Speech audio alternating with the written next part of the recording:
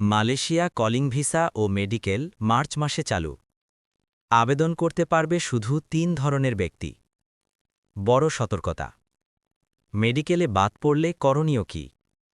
মালয়েশিয়ায় কোন কাজ করা যাবে না? প্রিয় দর্শক, মালয়েশিয়া কলিং ভিসা ও মেডিকেল মার্চ মাসে চালু হওয়ার আলোচনার মধ্যে একটি গুরুত্বপূর্ণ তথ্য সামনে এসেছে। সবাই আবেদন করতে পারবে না। আজকের ভিডিওতে আপনি জানতে পারবেন মার্চ মাসে ভিসা ও মেডিকেল চালুর বাস্তব অবস্থা।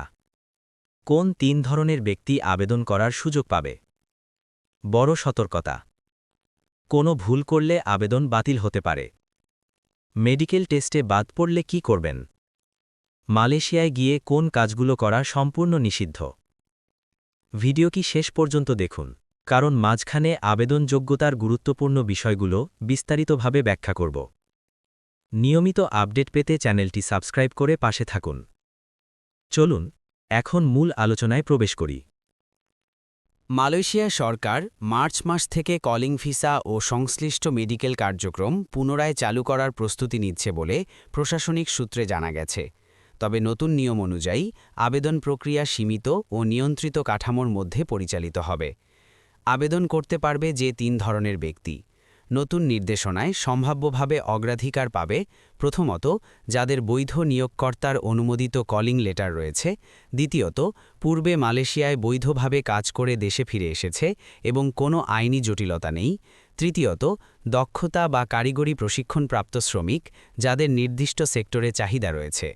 অর্থাৎ সাধারণ আগ্রহী আবেদনকারীদের জন্য প্রক্রিয়া সীমিত হতে পারে এবং যোগ্যতার ভিত্তিতে নির্বাচন হবে। বড় সতর্কতা। নতুন কাঠামোতে কঠোর যাচাই-বাছাই থাকবে। ভুয়া কাগজপত্র ব্যবহার করলে তাৎক্ষণিক বাতিল, অতিরিক্ত অর্থ লেনদেন প্রমাণিত হলে কালো তালিকাভুক্তি, মেডিকেল রিপোর্টে অসঙ্গতি ধরা পড়লে স্থায়ী অযোগ্যতা, ট্যুরিস্ট ভিসায় গিয়ে কাজ করলে আইনি ব্যবস্থা। কর্তৃপক্ষ স্পষ্ট করেছে, এই পর্যায়ে কোনো অনিয়ম বরদাস্ত করা হবে না। মেডিকেল টেস্টে বাদ পড়লে করণীয়। মেডিকেল পরীক্ষায় সাধারণত বাদ পড়ার কারণ হতে পারে সংক্রামক রোগ, ফুসফুসের জটিলতা, মাদক পরীক্ষায় পজিটিভ, গুরুতর শারীরিক অসুস্থতা।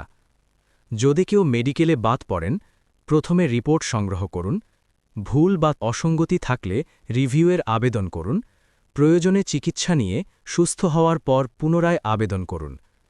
অনুমোদিত সেন্টারের বাইরে কোনো মেডিকেল রিপোর্ট গ্রহণযোগ্য নয়। মনে রাখবেন, মেডিকেল ক্লিয়ারেন্স ছাড়া ভিসা প্রক্রিয়া সম্পন্ন হয় না। মালয়েশিয়ায় কোনো কাজ করা যাবে না। মালয়েশিয়ায় গিয়ে ভিসায় উল্লিখিত কাজের বাইরে অন্য কোনো খাতে কাজ করা আইনত দণ্ডনীয়।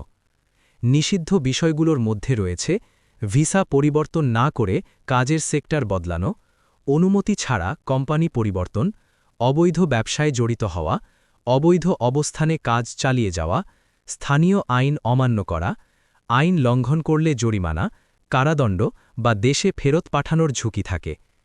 সব মিলিয়ে বলা যায়, মার্চ মাসে কলিং ভিসা ও মেডিকেল চালু হলেও আবেদন প্রক্রিয়া হবে সীমিত ও নিয়ন্ত্রিত।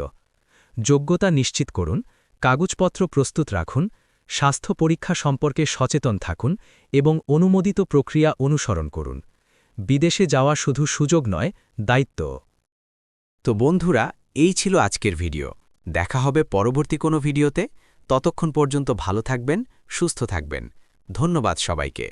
ভিডিওটি যদি তথ্যবহুল মনে হয়, লাইক দিন, শেয়ার করুন এবং সর্বশেষ আপডেট পেতে আমাদের চ্যানেলটি সাবস্ক্রাইব করে পাশে থাকুন।